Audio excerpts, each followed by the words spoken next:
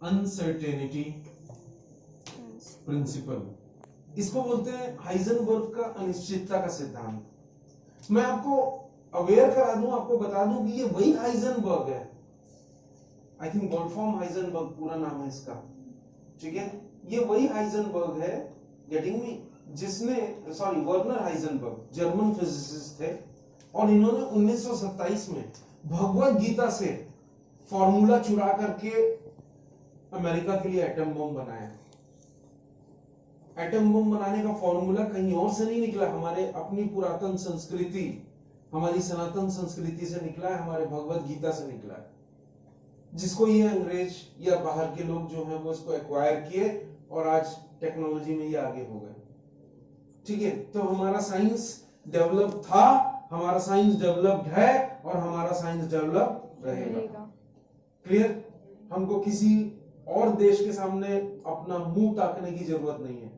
हमारे अपने देश में साइंस की कमी नहीं है। देश छोड़ो, हमारे अपने छत्तीसगढ़ में साइंस की कमी नहीं है, बशर्ते टीचर सही मिले, उनको सही गाइडेंस मिले, किताब सही मिले, और उनका सही एक्सपोजर मिले, तो छत्तीसगढ़ का टैलेंट बाहर नहीं जाएगा।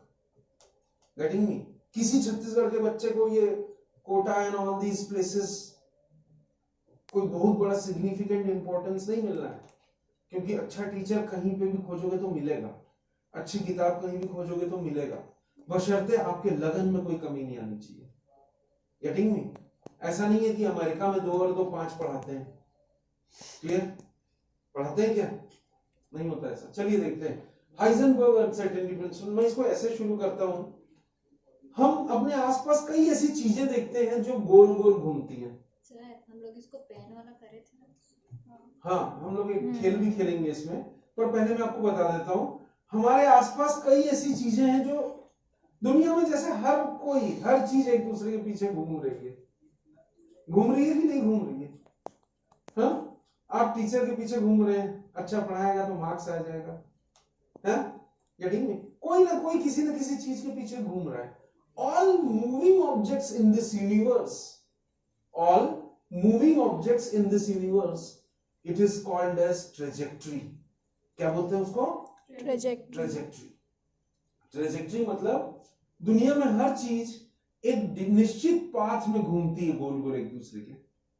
हर चीज दुनिया में एक दूसरे के एक डेफिनेट पाथ में घूमती है, चाहे वो सर्कुलर पाथ हो, चाहे वो स्ट्रेट पाथ हो, and this definite path is commonly called as trajectory. तो जो चीज एक निश्चित पाथ में, एक निश्चित पाथवे में गोल गोल रोटेट कर रही है, उसको हम बोलते हैं ट्रेजेक्ट्री, और उसकी हम दोनों चीजें एक्यूरेटली पता लगा सकते हैं। हम उसका पोजीशन पता लगा सकते हैं और हम उसका मोमेंटम भी पता लगा सकते हैं। We can identify both the things, its position as well as its velocity can be accurately measured. Clear? ये चीजें, जैसे मैं आपको एक एग्जांपल देता हूं, इसको पकड़ने की कोशिश करिए, समृद्धि कैच कर सकती है? क्लियर? तो आपने इसको पकड़ लिया, क्यों? क्योंकि आपको मालूम था कि मैं यहां से फेंक रहा हूं तो वो आपके हाथ में आएगा। मतलब आपने पहले ही 2 चीजें कैलकुलेट करके रखी थी। क्या क्या?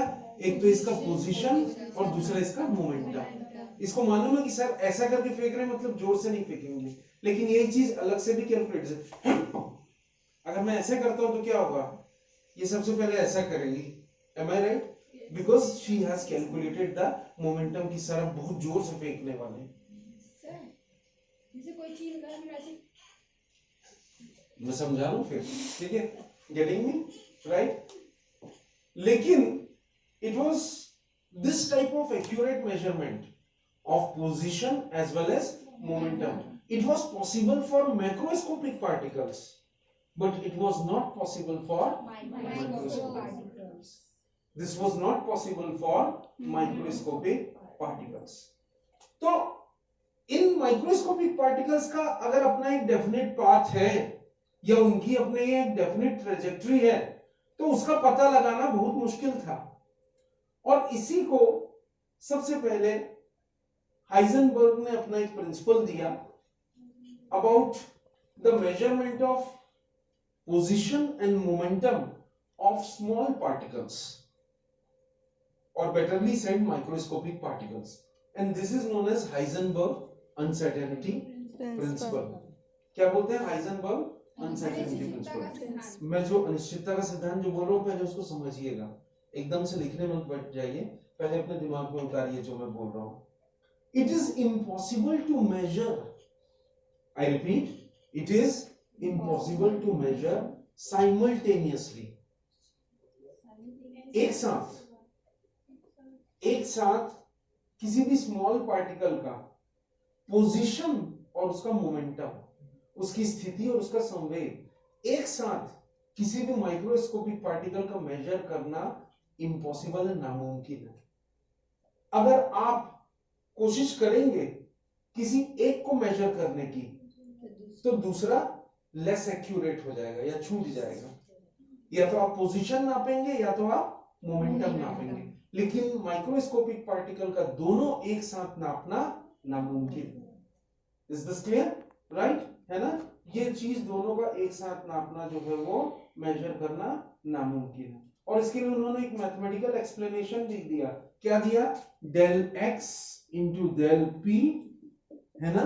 क्या दिया? Del x into del p is equal to h upon 4 pi. What it is equal to? H upon 4 pi. Clear? What is this del x here? Uncertainty of the position. Del p is uncertainty of the momentum. H upon 4 pi, you know it very well. Getting me? Right? It is always constant. Clear?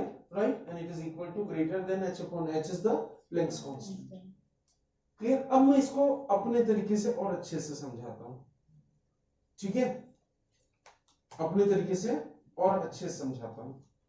अब मैं और समृद्धि pen fighter खेलेंगे। मैं चाहता हूं आप लोग सामने आ जाएं आसपास और देखें कि क्या होता है, ठीक है? चलो समृद्धि खेलते हैं। हाँ शूट करिए, कोई दिक्कत नहीं।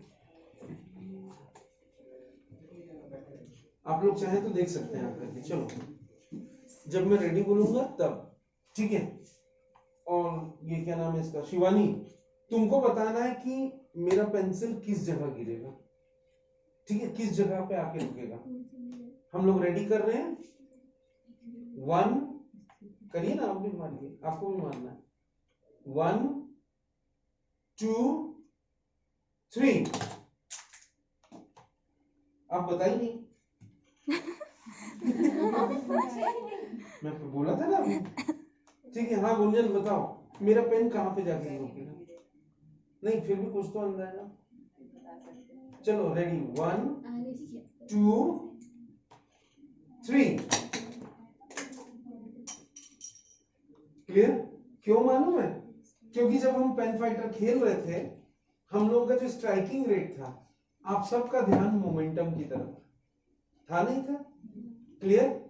Getting me?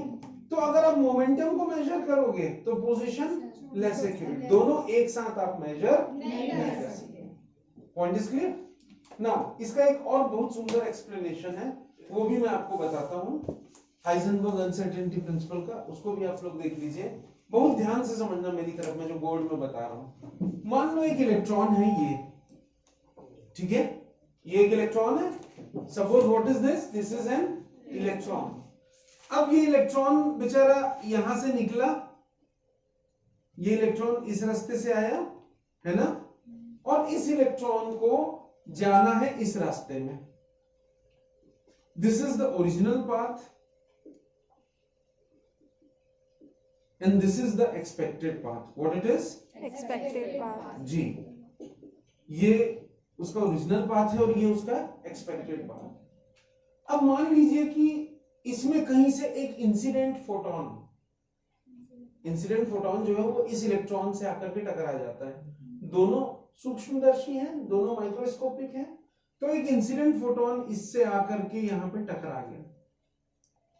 What is this? This is an incident photon. What it is? Incident photon. ये इंसिडेंट फोटोन इस इलेक्ट्रॉन से यहां पे आकर के टकरा गया। टकराया तो क्या हुआ? ये फोटोन इससे टकराएगा तो वो photon, that photon will be reflected. What is this? This is the reflected photon. क्या हो जाएगा ये? Reflected photon. अब इससे आकर के टकराया तो ये इलेक्ट्रॉन की दोनों चीजें नहीं हो जाएंगी। It will acquire a new path, this electron will acquire a new path. एक तो इसका रास्ता भी बदल जाएगा और इसकी वेलोसिटी भी बदल जाएगी, चेंज हो जाएगी। So this will acquire a new path and new velocity, है ना। It will acquire a new path and it will acquire a new velocity. दोनों चीजें बदल गई, गेटिंग मी? उसका रास्ता भी बदल गया और उसकी वेलोसिटी भी बदल गई, और आप दोनों को एक साथ मेजर नहीं कर सकते। समझ में आया? This is called as Heisenberg uncertainty principle. और जैसा मैंने बताया डी ब्रोगली की तरह हाइजेनबर्ग का अनसर्टेनिटी प्रिंसिपल वो it is good for microscopic particles, लेकिन मैक्रोस्कोपिक पार्टिकल्स से इसका कोई लेना देना नहीं है। कैसे? देखिए ये ट्यूबलाइट है, दिख रहा है? इस ट्यूबलाइट से लाइट निकल रही है, फोटोन निकल रहा है। अब मैं देखता हूं, मैंने ये पेन रखा, ये लाइट इस पेन से आकर के टकरा रही है, क्या ये पेन का पोजीशन और मोमेंटम चेंज हो रहा है क्या? तो Heisenberg uncertainty principal is related only with microscopic particle, not with macro. Thank you. आप लोग लंच करने जा सकते हैं।